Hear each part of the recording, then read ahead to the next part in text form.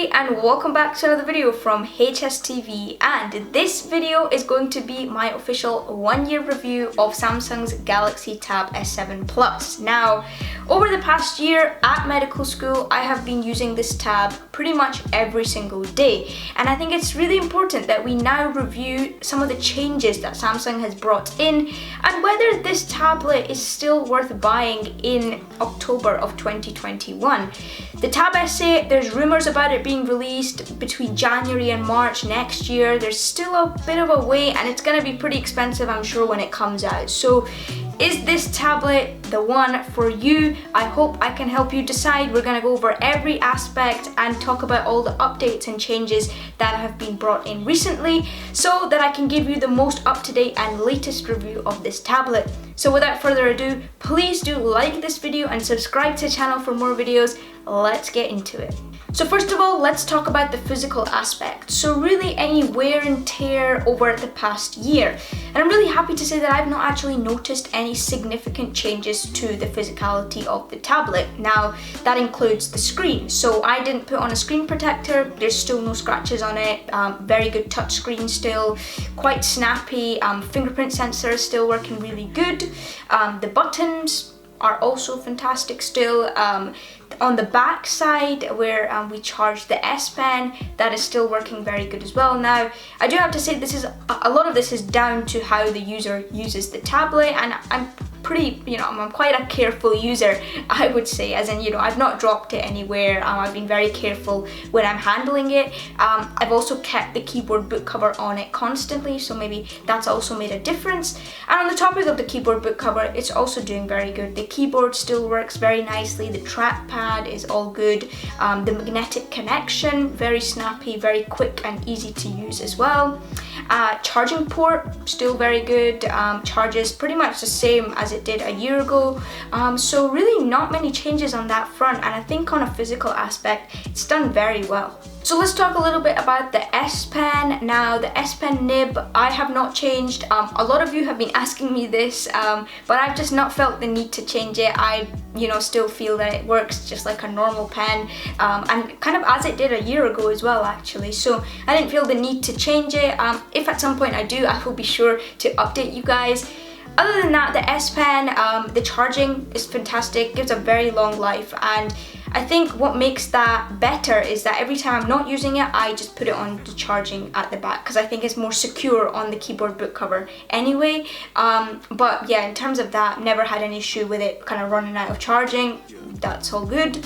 The button on it still works good. I've actually been getting into using the gestures a bit more recently. I think it just takes a while to get used to everything, and there's a lot of features that maybe I've still not explored, but the gestures are very useful and I've been using them quite frequently. And yeah, in terms of like actual writing on the tablet, it's still very smooth, fantastic, and really no complaints on that front, because as a medical student, my main usage on the tab is note-taking, and I'm using the S Pen all the time to highlight, take notes, annotations, that kind of stuff. And I'll talk a bit more about my usage later, but in terms of the S Pen, very good, no complaints, and really happy with it.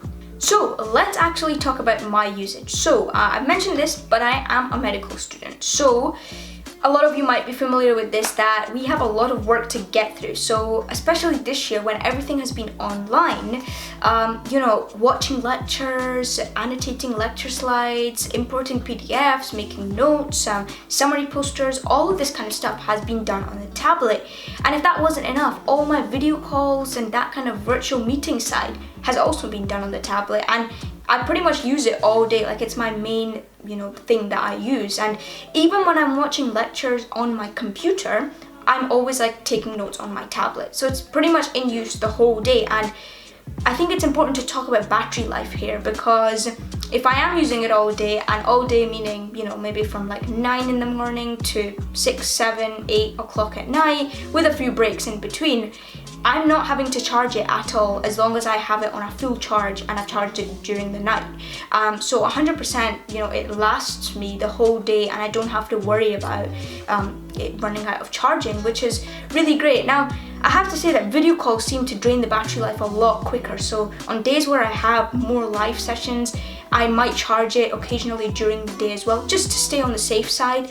When I'm annotating lecture slides and PDFs, it's really not a big issue. It doesn't drain it too much, so yeah.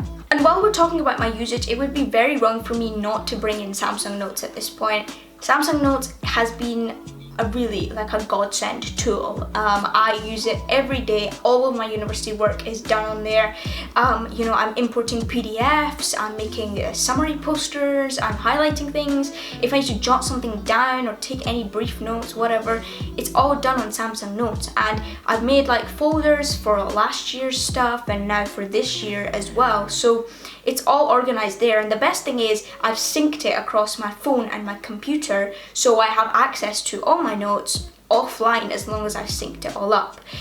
So it's a fantastic tool, and one of the things I wanted to talk about in this video is the update that they brought out. So this is some very exciting stuff.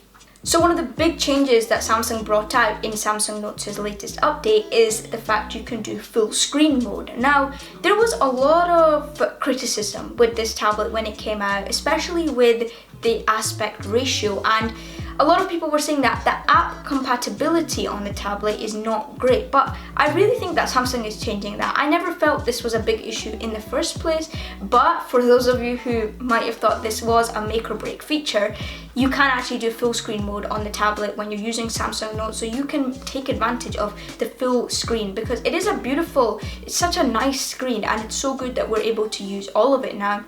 Now, on top of that, apps like TikTok and Instagram, you can actually also use in the vertical aspect ratio, because I believe before you had to download an app so that you could make it vertical, and then it was a bit complicated because the app wasn't available in some countries and it was a bit of a mess. But now, after this update, you can actually use Instagram in full screen. Now, I haven't actually tried that out myself because I don't use Instagram and TikTok on the tablet anyway. Just kind of do that stuff on my phone, so I've not actually tested it out, but it is in the update, and I have seen people talk about it, so it is a thing now, which is fantastic. So I think that's like one of the big things that's changed. So a lot of apps are now optimized to use on the tab, and that was one of the big things that everyone was saying is not possible, and you know, one of the reasons that people are going for the iPad instead of the tablet. But I think that Samsung has really started to change things now, and the tab is becoming an even bigger competitor for the iPad after this update. Multitasking is still fantastic on the tablet now.